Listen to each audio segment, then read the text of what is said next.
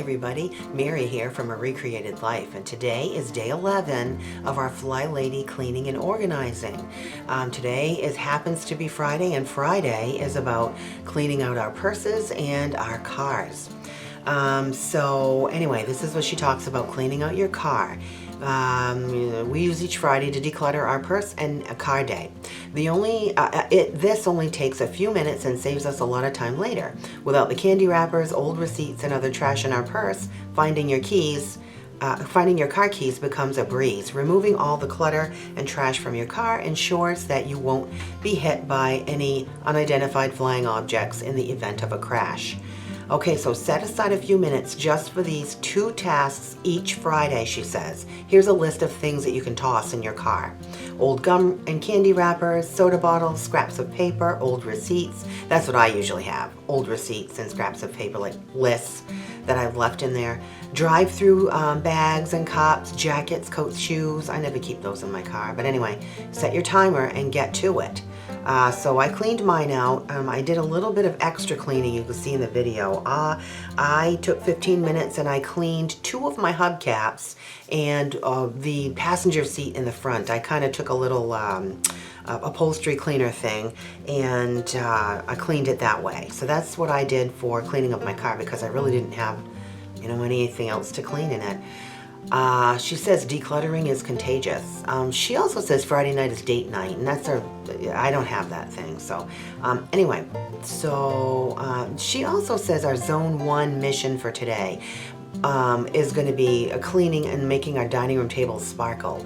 I think I told you guys, her dining room must be part of her entryway. My entryway is, I don't have a dining room in there. My dining room table is part of my living room. So I'm going to do what she tells here, the living room part, the dining room part when I do my living room. So that is not on the cards for me today. I just did my car thing. My purse thing and car thing. And I gotta say, in the video you could see me cleaning my purse. There were 2 zippered pouches in there that were dirty, so I washed them and they're clean and back in my purse. Okay, so now I apologize, you guys, my computer is really slow today. So this is in a email that she sent today, talking about that we are the CEOs of our house. So what she says is, let's see, what if we ran our homes like 5-star hotels? Let's see. Let's take a look at our homes in comparison to a hotel. We have bedrooms and bathrooms. We provide a place for our people to sleep comfortably and get ready for their day. We have a laundry service. The dining room is always open. The concierge, which would be us, is ready to plan any excursion. The limousine service is at their beck and call. The lounge has nice reading material and comfortable places to relax. So as you can plainly see, our hotels already offer the best. You are the chief executive of this hotel. It is your responsibility to keep it running. But how do you do this, she says? And she gets into a little bit of budgeting. Every business has to know where their money is being spent and to keep track of their budget. Do you know what a budget really is? It is a projection of what you have coming in and how much you think it will take to operate your hotel. That doesn't mean you spend everything that comes in either. When we continually do this, we eventually go bankrupt. You can only rob Peter to pay Paul just so many times. At this point, our hotels are struggling to stay afloat in a sea of problems. As we fix one problem, another one rears its ugly head. We are working on the cleaning problems. We have established routines for getting things done on a daily basis. The kitchen's coming together too. I haven't really done anything in my kitchen yet, so I'm not sure what she's saying by that. Menus are posted and purchasing lists are ready for the buyer. But this is only part of keeping our hotel running. We haven't done the kitchen part yet. When we have financial problems, I like how she gets into, it's spilling over into our finances, and I really like that. That's kind of something I want to tackle in the future as well. It really needs to happen for me. When we have financial problems, the stress hurts everyone involved in the operation. We have to learn to find balance in our hotel and look objectively at how much we have coming in and how much we have going out. Some people would automatically say we need to charge more for a room for the hotel. Wrong. Higher rates mean you could run off customers. More is not always the key to having enough. Every year when I was county commissioner, we were faced with trying times for our budget. We had to get creative in order to save jobs and not raise taxes. Our income was being cut by forces outside of our control. What we did have control over, we did not want to abuse by raising our rates. Now that makes total sense, right guys? Got to work with what you've got. When we look at our homes from this perspective, this would be like going to your boss and demanding a raise and getting it. Now that is not going to happen. We have to learn to run our little hotel operation with what we have. In other words, live within our means. There you go, guys. It's such an important thing. A lot of times people with chaotic houses also have chaotic budgets. In order to address these issues, we had to start with a zero-based budget. Now, I don't quite understand this, but I think it means start with nothing. Each department head wrote down what they needed to run their department, from paper clips to payroll. In other words, we started fresh. I love it. We do this every morning when we get up. Just because we spent it last year doesn't mean we can spend it this year or this month or today. Money is like spilled milk. Once it's gone forever. All we really have control over is what we have now and what we plan to do with it. It works for so many instances, huh, you guys? All right, so let's see. Last week someone asked me what my greatest asset was. Without hesitation, I replied, me. Do you know why? It's because of my can-do attitude that keeps me learning and doing. You want to know something else? You have that attitude too. Knowledge is the answer. Why do you think we keep looking for those answers? Why do you think you found us? Okay, you were searching for answers to problems. Yeah, that's right. You know deep down inside that the knowledge is out there, but having the knowledge and using it are two different things. We're going to teach you how to use what you know. This is so good right before the holidays, you guys. We're going to get our homes in order and our finances in order. Our whole lives we have been told, you are women and you can't do any and everything. The problem with this type of brainwashing is it made us go after what we wanted. I don't understand that. But it didn't teach us how to keep what we have and prioritize what is important to us. So that makes sense. This is what I want to help you with. And let's see, we are smart, savvy people. Our greatest asset is ourselves. When you take care of you in even the simplest ways, you are taking care of your hotel. I know you equate this with being selfish, but it is not. In order to keep your hotel running smoothly and efficiently, you have to be happy and healthy. That reminds me of an example years ago that someone gave this example of taking care of yourself first. And it was if you were in a plane crash, and they advise you of this when you get your little spiel on a plane. If you have a child with you and the plane crashes and for whatever reason those air masks come down, you put yours on first before you put your child's on. Because if you pass out, your child's going to be gone too. There'll be two of you gone. Your child can't be helped unless you help yourself first. So that's important. Okay, let's see. Some of us are better at certain things. I like to see. There are lots of our members that don't have mountains of laundry or dishes piled high, but their clutter is overtaking their homes and they can't let go. There are some that are good with their finances while others can't find their bills. We have members that can literally run a 5-star hotel but have trouble finding things, just not at the office. At the office, our members look totally put together. They just can't have anyone over. They just can't have anyone over syndrome. Oh, I see. Their dirty little secret about their home has been kept from their friends and coworkers. And so she's saying at work you're fine. How come you're not fine at home?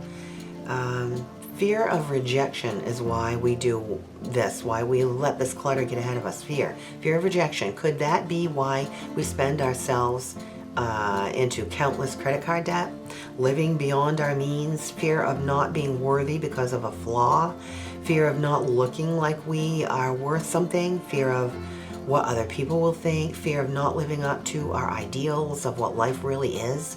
Do you see the stinking thinking and all these attitudes? Are you trying to keep up with the neighbors? The fear. So fear is stopping us from doing so much, you guys. She's absolutely right. The procrastination too. That's for me. If something feels too daunting, I will procrastinate. Okay. Let's see. I have a great circle. So here is another person talking about their car always being dirty. So some lady writes in and says, I have a great success. Wait a minute. I have had great success decluttering our home. For some reason, I keep procrastinating about cleaning my car. I still can't seem to gain control over that mess. Clutter is always falling out. Okay, so she says, so this is what the Fly Lady says. The final frontier is our car. She calls them UFOs, unidentified flying objects in your car. You know the ones I'm talking about. Our cars are usually the last frontier when it comes to getting organized. When I was a small child, I was hurt by a bottle in our car. I still have the scar to show for it. Think of it this way. When you are riding in a car going 55 miles per hour, if you have to stop abruptly, everything in the car becomes a missile. She's so right on that. Think about being hit with a baseball or a bottle that was thrown at top speed. Let's see. Here's the worst thing about UFOs in your car. You are embarrassed for anyone to ride with you. I've ridden with people before that was like that. I tend to keep mine pretty neat and tidy, but I've ridden with a lot of people who you can barely even get in their car. I know because I am just like you. My car has been clear of clutter on the inside for almost 2 years. There's no telling how many accidents that occurred because bottles rolled under the car seat. That's true. But down by your feet, by the gas pedal. Okay, so this is what she says. So how do we stop from cluttering up our cars? We have to establish simple habits that will keep the clutter eliminated. Don't eat in your car. This is number one. Don't eat in your car. If you do, then bag up the trash as soon as everyone is finished. The bag the fast food came in is a great bag to hold trash. When you get out of the car, find a trash can. Sorry about the noise, guys. Number two, every time you get home, empty the car of things you put in it before you left. Yeah, I kind of do tend to do that. Not only will this keep your family safe from flying objects, but it will deter thieves. True, if somebody looks inside your car, they might think something of treasure lies in there. When there's nothing in the car, there's no temptation to break a window. My purse was stolen from my car once when I went into a funeral home to pay my respects. Number three, while you are filling your car up with gas, play a game with the children to pick up the trash in the car. That's a good one. Keep things in your trunk, confined in a zippered bag or under a cargo net in your van or SUV. That's a great one. Number five, establish a day for blessing your car. That's our Friday. Filling it up, clean it out, shine it up. We do it on Fridays. We have some simple tools for this. So she's got some tools that she sells. But anyway, I don't have any of those tools. I just kind of use my own thing. Okay, don't put your family's safety in jeopardy. Okay, so think of the swish and swipe for your car. Just like we do the swish and swipe every morning. Think of that. Daily maintenance takes less time than a whole day cleanup. That's so true. All right, so that's our cleaning the car. That's her suggestions for cleaning the car. Okay, the next email that I'm going to read you is our September Habit 6. This is the peaceful and orderly start. Talking about doing our nightly routine, okay? So this lady writes in and tells the Fly Lady that one night they had company over and she got really ill after dinner and had to go to bed without doing her nighttime routine. She says in the morning she felt physically better, but she realized how much she had missed the peaceful and orderly start to her day that you get when you do that bedtime routine. Her hot spots were cluttered, her sink wasn't shining, and it just didn't feel, her home was just cluttered and messy. It didn't feel right. So fortunately, because she had been doing it all along, it only took a few minutes to catch up, but boy, you really notice it when you start doing it. So Fly Lady writes in and says, our habit for the month is doing our before bed routine. This right here, this example shows us how important it really is. Talks about our control journal, and don't let your perfectionism stop you. And like I said, I started on mine yesterday. Okay, there's a testimonial here that I want to read to you guys. No fear of failure, she says. Somebody writes into the Fly Lady and she writes, just wanted to drop you a note to say thank you. I've been getting your emails for 18 months or so. Only in the past 6 months have I started my routines. But something about reading your emails all that time helped me to let go of my perfectionism and fear failure. Thus, it took me more than a year to actually start. That's true. So sign up today, you guys. Sign up for those emails. She will bombard you, but they're good information. I hope that alone will help other people who are just reading the emails and saying, it's okay, keep reading, she says. Okay. Oh, and this is another thing. Here is how another person who has let this spill over into another area of her life. She says, I've also started a whole foods diet, focusing on lean meats, vegetables, and fruits. See, when you clean up your house and your car and all, you clean up your life, you want to clean up your diet. I've lost stubborn pregnancy weight. So she says her youngest is a year old.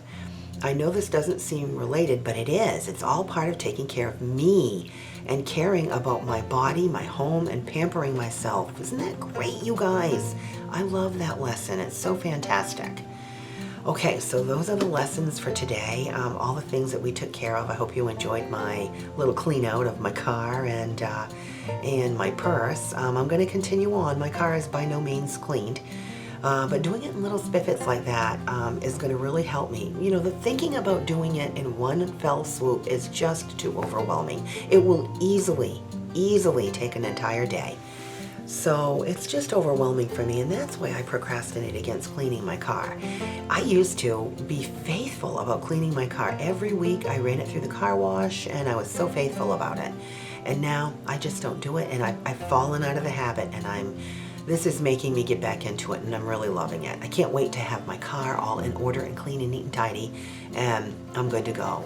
My purse was pretty messy too. There was a lot of crumbs and stuff in the bottom of it, so I shook that out, and it feels good to have a clean purse. All right, you guys, Friday, clean up your car and purse day. So I hope everything is going well for you guys. I hope you're following along. Please subscribe if you haven't already. And subscribers, thank you for tuning in and following along with me. And please like and share and let me know. Put in the comments below what's going on with you guys. I would so absolutely love to hear from you. Thank you, you guys, and I will see you tomorrow for day 12.